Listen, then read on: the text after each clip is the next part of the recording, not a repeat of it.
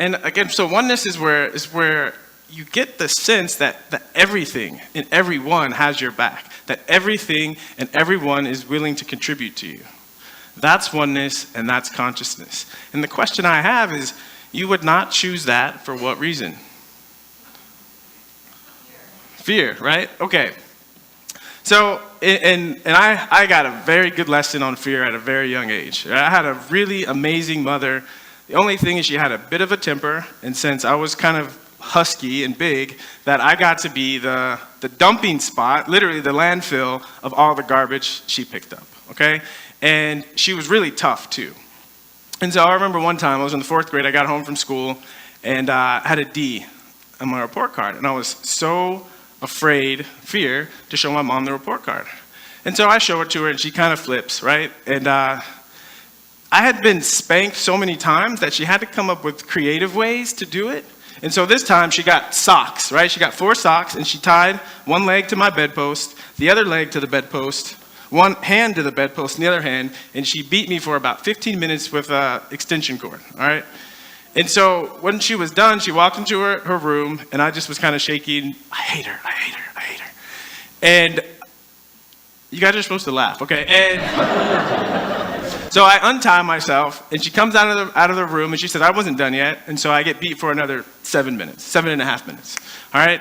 And this happened pretty much throughout my childhood, and I love my mom to death, and I get it. I totally get it. She was doing what she thought she needed to do to raise a good son, right? Again, this whole judgment piece, right? And so, but what the valuable lesson that I learned from all that is that the pain of any punishment that anyone can dole out on me is nothing compared to the pain of choosing against myself. And that, to me, is the value of consciousness. That place where you know that you can handle anything.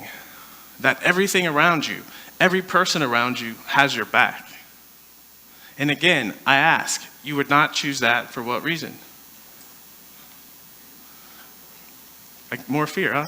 So this is what I'm doing now. I'm traveling around the world, which is really, really awesome. You know, and so back to football. Coming up, I looked at the NFL and all this stuff, and the awareness I got, the same thing with the human experience when I was a kid, is that it's not enough. It's not enough. And when we can acknowledge that, yeah, we have all these wonderful things that we really would like to do and we really like to change the world, right? It's not enough. It's not enough. And so my call to action is to really start asking yourself questions, you know? And so my talk of the value of consciousness, because it really has a value. Or actually it doesn't have a value because it's priceless. Because the more aware, the more conscious you're willing to be, things can start to show up that don't fit. They don't fit into your understanding. They don't fit into your mind, you know? And it's funny, we go around and we claim that us as humans are the most conscious things on the planet. But if you really look at it, we're actually the most unconscious things on the planet, right? You don't ever see a bird that having a bad hair day and then they're grumpy the whole day, right? Yeah. Whenever you go into nature, you know how you just feel that peace? Where you kind of get a sense that the trees and the animals and the rocks and the streams, that they all have something to contribute to us, right? And it's just that relaxation. When you get around a person who has no judgment of you, you have that same peace. You have that same relaxation throughout your whole body.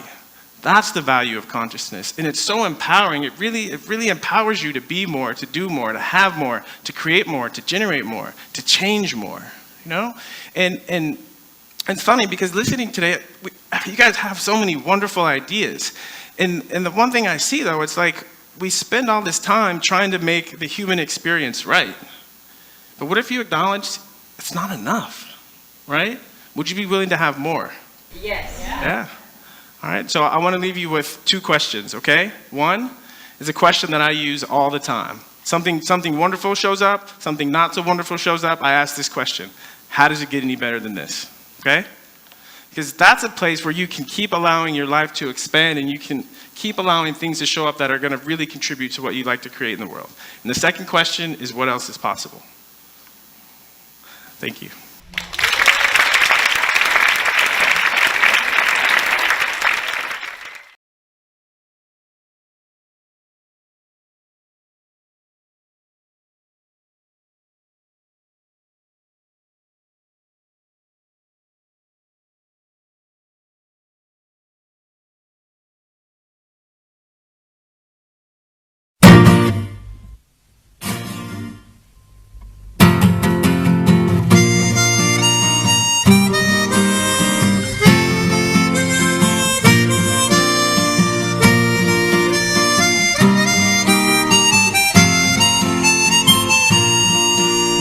在我唱歌得知音相和，有共鳴，竟能樂趣多。有你可同和唱，聲音更是壯。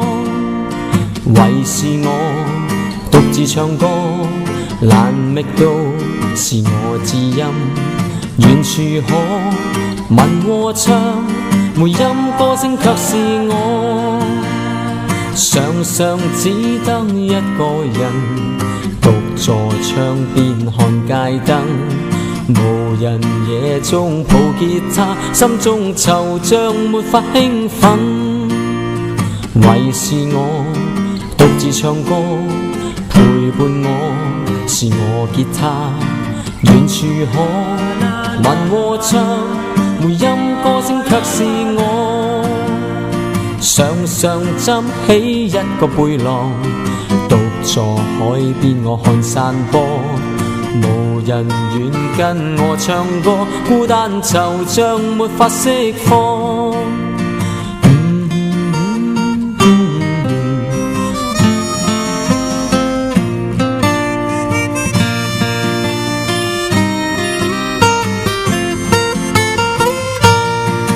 如在我這生只得一支心，有你在旁，我已覺甘心。有你可身邊同和唱，求此刻跟我唱，齊齊高歌真快樂。我歌聲你有幾多？細細和聲已可將孤單惆悵盡釋放。無奈到這刻，始終一個沒有共鳴，也沒有知音，遠處可聞和唱，回音歌聲卻是我。為是我獨自唱歌，難覓到是我知音，遠處可聞和唱，回音歌聲卻是我。遠處可聞和唱，回音歌聲卻是我。回音歌聲卻是我。回音歌聲卻是我。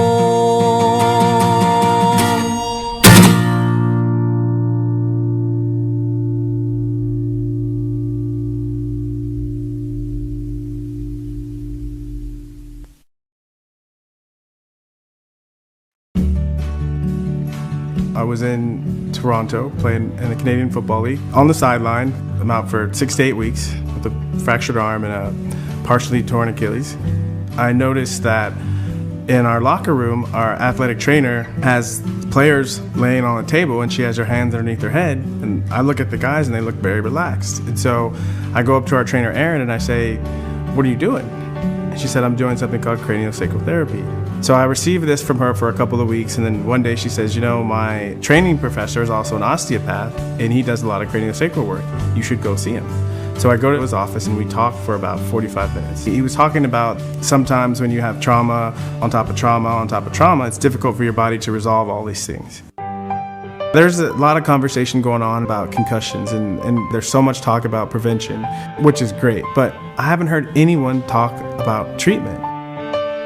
It's my hope with this investigative study, this pilot study, that we can give some documentation and some more awareness to players so they understand how important it is for them to really utilize these manual therapy systems that are so valuable. It's not a substitute for rehab. It's not a substitute for the things they've been doing. It is the piece that's missing. There is science and anatomy and physiology behind the touch that's used in craniosacral therapy. So we're working with tissues of the body and allowing it to relax underneath. What I want people to really understand is that it has intimate relationships with every system in the body. It is a watertight system. I would describe it as a pulley system almost, in that what happens at the bottom end, the sacrum, affects what goes on in the cranial vault, and vice versa. So you can have a problem with osseous restriction, you can have a problem with membranous issues, you can have a problem with the structure that encases, which is the brain. And as you know, the cerebrospinal fluids, one of its purposes is to protect the brain as best it can. And it can't protect the brain fully when the force is too great. As a skilled therapist is able to discern where those restrictive patterns are, where the motion is compromised, where the compensation has occurred, then we can use our skill to make those changes, help the body assist those changes, would be the appropriate way to say it. We facilitate the change that we see. The therapist isn't doing something to somebody to get them to change. They're really helping to facilitate that change within that person. The important thing to know is that it's a continuous system, and because of that, anything that happens anywhere in this continuum has a far-reaching effect. We see a lot of patients for concussions, whether they're in high school or in college or on a professional level. And when you've had a concussion, you've had a force that's been taken into the cranium or the body, and there's an injury that occurs to the brain. And what it needs is it really needs to rest, and it needs to be able to have fluid get to it and circulate and heal. Where you look at these football players, and what's really brought concussions to light are players committing suicide, depression, these different issues that players are having. And yes, part of it is concussions, but if we realize like how much banging and hitting and how much stress we put on our bodies, like if you ever watch an old football player walk, you can literally see like where they're locked up.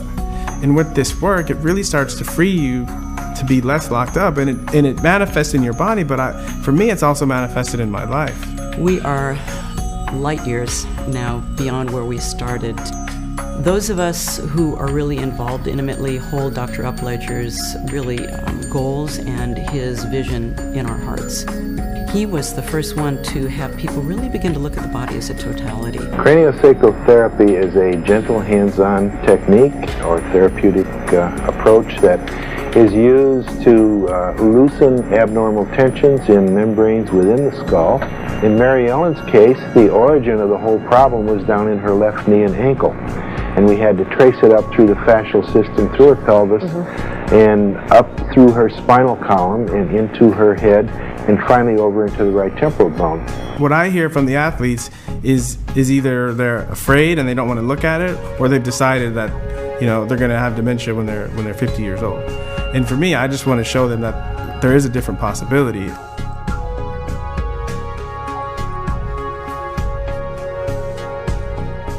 I created the Ricky Williams Foundation back in 1999 when I first got into the NFL. When I took the intensive, it just made so much sense to me to use my foundation to help not only athletes, but to help anyone who could benefit from the work. And connecting with the Upledger Institute has been great, and I look forward to creating a real partnership to help not only athletes, but to help anyone that could benefit from this work. What I'd like to get out of this is really awareness, and to let athletes know that they don't have to suffer.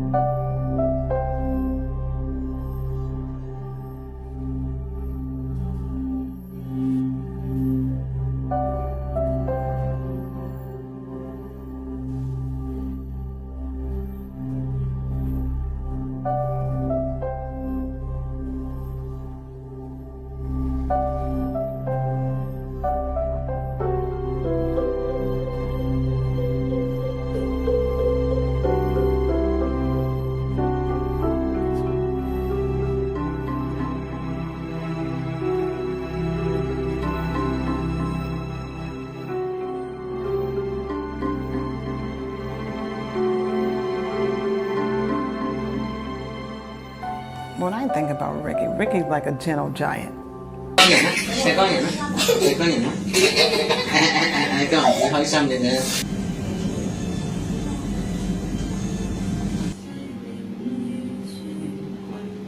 To me, when he speaks from his heart, and that's what I feel when I talk to him. There's no pretense, there's nothing. He's just a beautiful spirit. That's how I see him. I think that's what the kids must feel as well, because they're also very comfortable around him. He likes people. He's a people person. But his heart is as big as gold.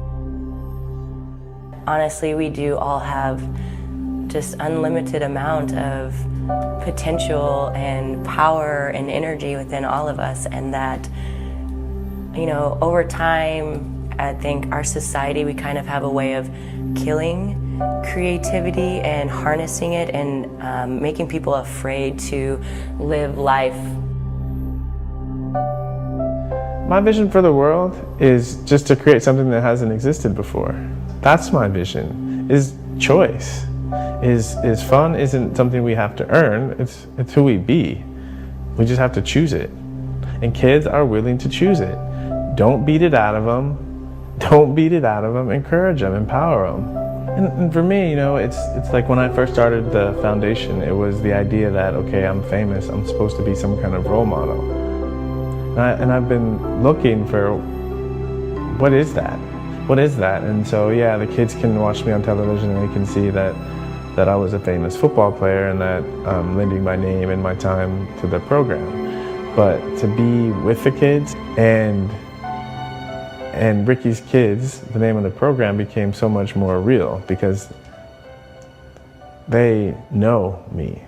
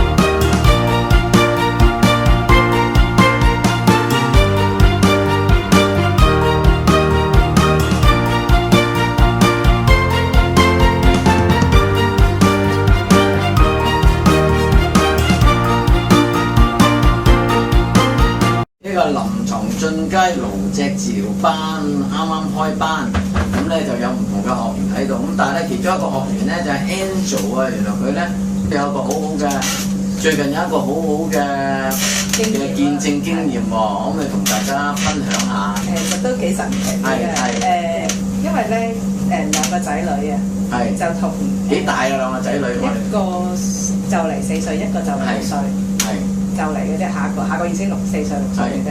咁啊啱啱上個月尾就同表弟玩，即係我哋係 gathering 咁樣玩啦，就玩咗一晚啦佢哋。表弟嗰晚都已經有啲發燒38度咁樣。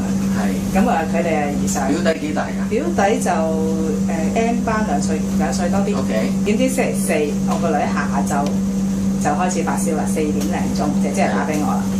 阿妹發燒啊39度啊咁啊。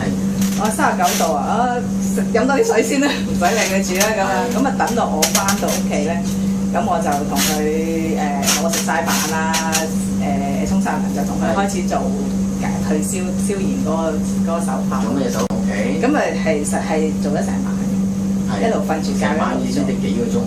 係啊，一路我諗由11點零鐘我開始瞓。39啊係。最高燒到39度幾嘅，39度9啊。幾用喎你都？冇食過藥啊，跟住淨係飲水，跟住然之後咧就到天光佢醒咗退晒燒，完全冇晒事，佢瞓醒就不知幾精神。其實係因為真係睇到第一次，即係可能雖然個效果唔係好似即咁多方面，但係如果第一次就一個咁顯著，因為我照顧咗佢都差唔多年紀啦，即係出邊開始，即係其實睇住佢，就算點樣進步，點做就都未有嗰個去廁所嗰個暢順，係睇到一次嘅治療就有呢個效果，我係好想再繼續落去，跟住再睇，其實係想再睇下可以有啲咩繼續幫到佢手咯。我唔記得係咪阿興咧，定係阿張？我哋喺網上面都睇過好多關於即係露脊啊或者露底啊嘛。咁但係可唔可以補充少少俾大家喺鏡頭前嘅觀眾咧知道咧，點解你哋揀到我哋咧咁多？我哋好似你嚟嘅時間，我哋都有問過你哋㗎，咁但係你哋好似係咪有啲睇法或者有啲嘅係撞啱咁樣選擇嘅啫嚇？其他咧？係嘅，咁我都病扮個鏡頭啊！我哋捉埋呢一節啊！之前其實本來都已經打電話預約咗另外一位治療師㗎，咁首先係院啦，一嚟嗰位治療師比較滿意啦，同埋網上面我揾唔到佢任何資料，咁亦都有睇過其他可能有物理治療背景嘅母體治療師，跟住有啲係自然療法中心裏面嘅母體治療師，跟住我揾到施博士佢有好多片段介紹，跟住我就即係感覺到施博士係好有心去推廣呢一個治療方法啦，咁就同埋即係個喺嗰啲片段度係見到好用心嘅，咁我覺得可以信賴咯。點解要你講咧？所以要你同我哋分享啦，因為大部分嘅 client 都係可能要睇呢一啲嘅參考啦。咁我哋所有嘢拍出嚟咧，全部都係真實嘅，包括而家我哋嘅訪問咧，都係我哋即係抽機，呢個叫做隨機咁樣就直接咁樣去講啦。咁盡量都希望俾人了解更清楚我哋嘅治療啊，或者個方法嚟嘅。咁唔該晒你。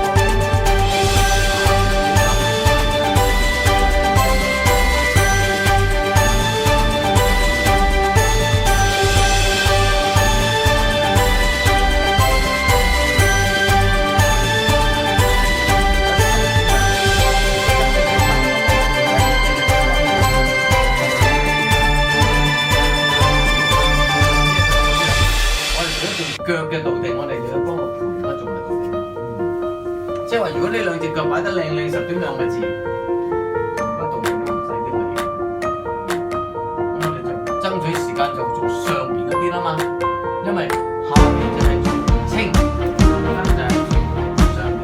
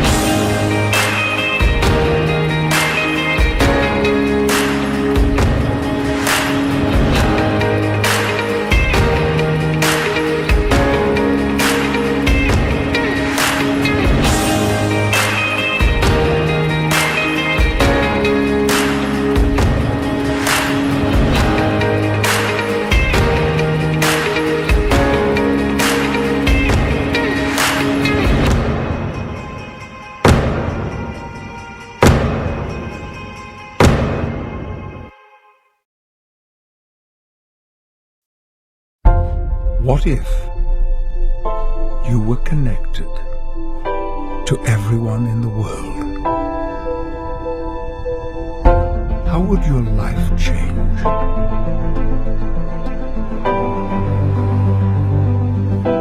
What if you could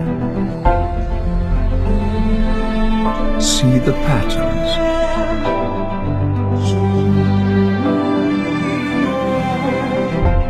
see the beauty,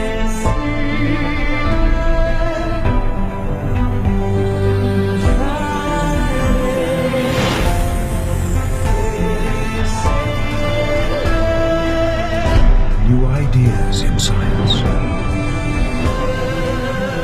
deepen your connection to nature, to the stars and to each other. Learn to see the world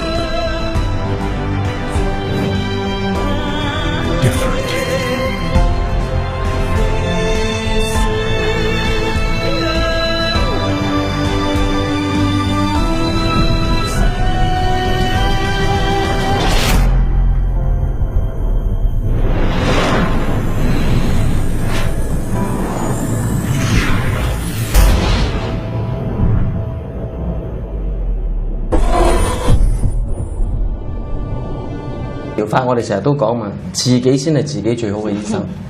其實呢一個就係我哋都係用緊嗰個觀念，俾佢自己去揾翻自己嗰個問題，自己做翻決定去處理。因為譬如頭先我哋講咗一個軍醫戒朱古力，其實你做幾多 counseling 都冇用噶，佢都唔話俾你聽。甚至你要佢做一啲咁樣嘅行為上面嘅轉變咧，其實唔容易。咁其實我哋都引用咁樣嘅方式咧，幫過一啲譬如有毒癮啦，有另外一啲行為嘅偏差啦。咁係佢哋自己自我主動去甩咗佢嗰啲嘅行為。咦？咁係咪即係徒手摸佢嗰個頭顱嘅時候，咁頭顱就會發一啲嘅信息？即係喺身體上或者俾佢意識，即係如果你旁邊嘅人叫你好戒朱古力啦，咁梗係唔聽啦，死都唔聽，死都唔戒。但係咁樣去自我去即係醒悟嘅時候咧，佢就有埋個動力嚟到去甩埋呢樣嘢，內在嘅動力係咯，內在嘅動力都發咗出嚟。咁係咪即係話你摸住佢，感覺到、感應到佢嗰啲韻律，然後幫佢做翻一個秩序，鬆弛咗喺嗰種狀態咧，就得出嗰種。我哋其實就有幾個英文字就簡介咗呢個步驟嘅，我哋叫做一個治愈嘅重生嘅5部曲。咁啊5樣嘢嘅，咁我哋去感應咧，其實就 feel 感覺佢呢一個筋膜嘅活動嘅韻律。第二個咧，我哋叫 follow， 我哋要即係順隨佢嘅筋膜嘅活動。第三個咧，我哋叫 hold， 我哋叫加持。我哋捉佢咧嗰個停嘅時間、停嘅部分，我哋就幫佢加持。喺加持嘅時候咧，佢就能夠得以釋放。咁釋放就我哋講有唔同嘅反應嘅，包括頭先我哋講嘅一啲醉夢嘅反應啦，或者麥浪圖嘅反應啦。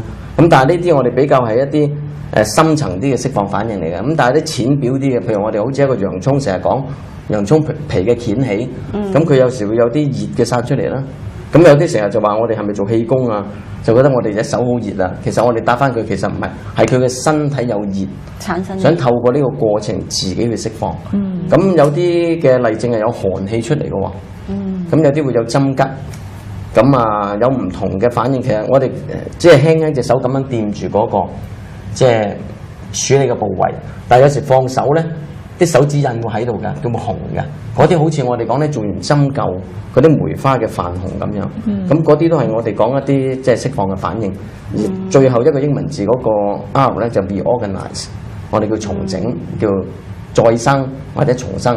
咁佢自己喺組織上邊咧，嗰個位置上邊自己會有個重整嘅位置嘅架構。譬如頭先我哋講啲腦筍位，如果我哋咁樣順暢嘅開合，但係因為我哋講譬如細個冚清個頭，如果有一粒芝麻咁大嘅淤血棘住咗一個咁樣嘅腦筍嘅位置，其實嗰個開合咧就咁樣棘住咗。咁兩塊其中嘅板塊棘住，其實成個頭顱骨就22嚿骨頭，就好似扭計式咁咧，就會歪晒㗎。咁但係我哋如果透過咁樣嘅處理，我用頭先個例子啦，透過將嗰粒芝麻能夠釋放佢，咁嗰粒芝麻溶咗，我哋好似啲黑頭啊，或溶而家溶黑頭咁樣啦，溶咗一粒芝麻嘅一個淤血嘅阻塞，佢個電㗎，就暢通啦。冇錯啦。咁我哋其實做緊個治療過程，頭先我哋講啦，都係感應緊個筋膜嘅活動。我哋集中睇住嘅咧，就係睇佢嗰個叫一個叫釋放嘅反應。咁我哋有個學術嘅名稱咧，叫做excuse me， 治愈本能嘅一個釋放反應。咁有兩種釋放反應比較臨床上面比較特別見效嘅咧，第一個叫麥浪圖，即係話我哋掂住佢嘅一啲身體嘅部分，佢慢慢產生一個脈搏跳動嘅反應。咁呢個係一個良性，我哋講即係血液循環嘅反應。第二個咧，我哋叫做一個叫做醉夢嘅反應，英文我哋叫做 holistic 嘅 relaxation。咁佢呢個人嘅狀態咧，就好似係半夢半醒，咁我哋叫做醉夢。咁有啲少少似呢個催眠嘅狀態嘅。咁喺個過程咧，佢自己就會有個醒悟，有個得着，關於佢身體健康嘅問題。咁即係你實質調控完佢成個韻律啦、個顱脊之後咧，得出啲乜嘢嘅改善咧，就睇下個病人自己有咩覺悟，就喺佢一個所謂醉夢狀態，或者我哋叫做催眠半夢半醒狀態嘅時候咧，佢自己就會自己產生一啲佢自己嘅得着，從而身體睇下邊一方面得到健康，就係咁樣。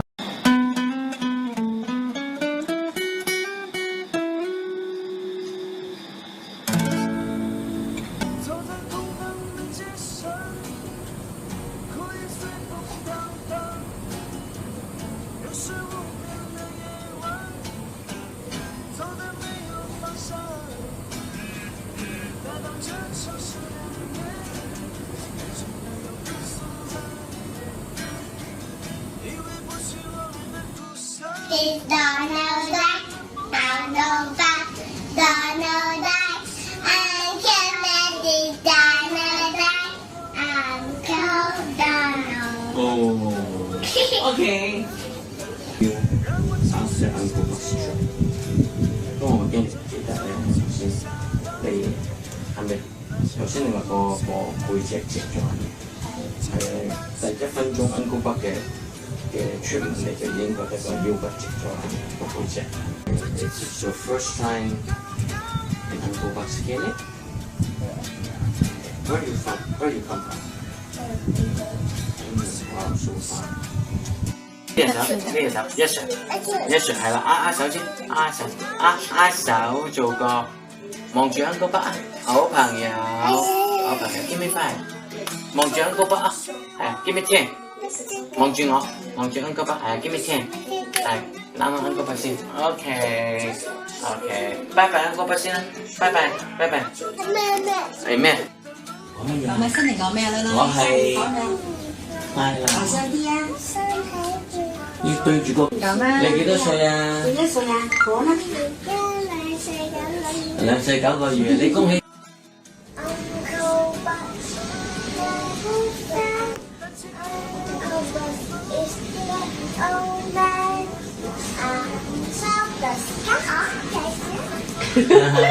OK， 跟住主禱文喎。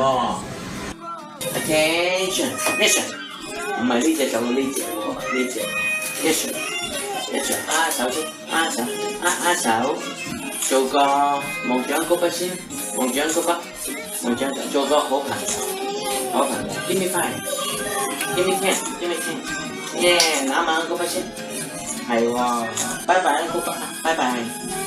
uncle 北，食我先。OK， 好啦。Attention， yes sir， 你唔好掛住聽歌先啦，朋友，我哋好朋友，係咪啊 ？Attention， 大家皮好乖乖嘅，坐喺度先 ，yes sir， 係就乖仔， yes sir， 幫人都好叻。握手先，握手 ，give me 5，yeah，give me 10。係喎，攬下 uncle 北先，係喎，Attention， yes sir， 呢隻手個喎，呢隻手 yes sir， 望住 uncle 北先 yes sir， 係啦，感恩 yes sir， 望住我先，望住 uncle 北，係啦 yes sir， 握手，係喎 ，Attention，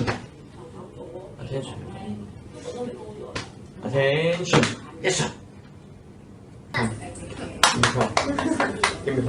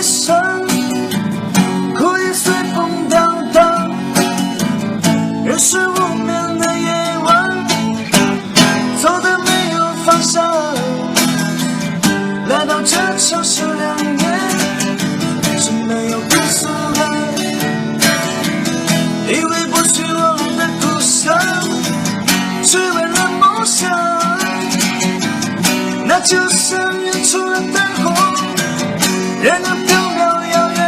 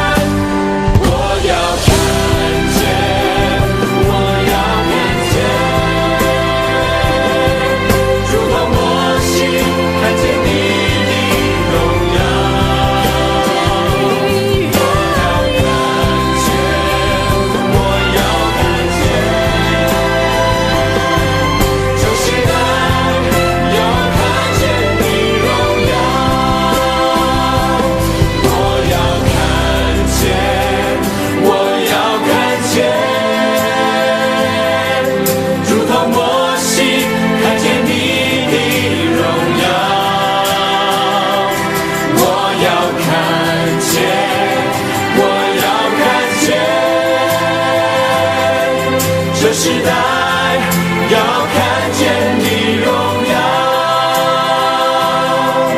这时代要看见你荣耀，这时代要看见你荣耀。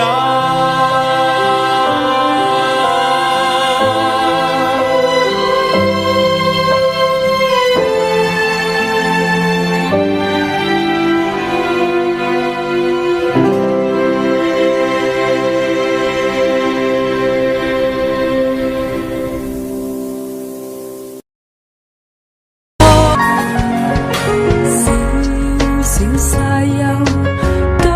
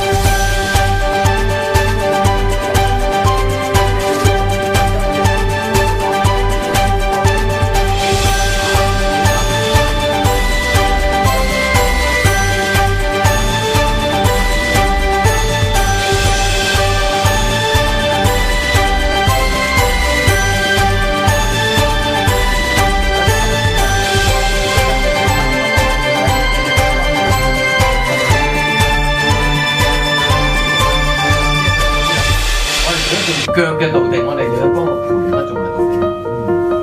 即係話，如果呢兩隻腳擺得靚靚實，點兩個字？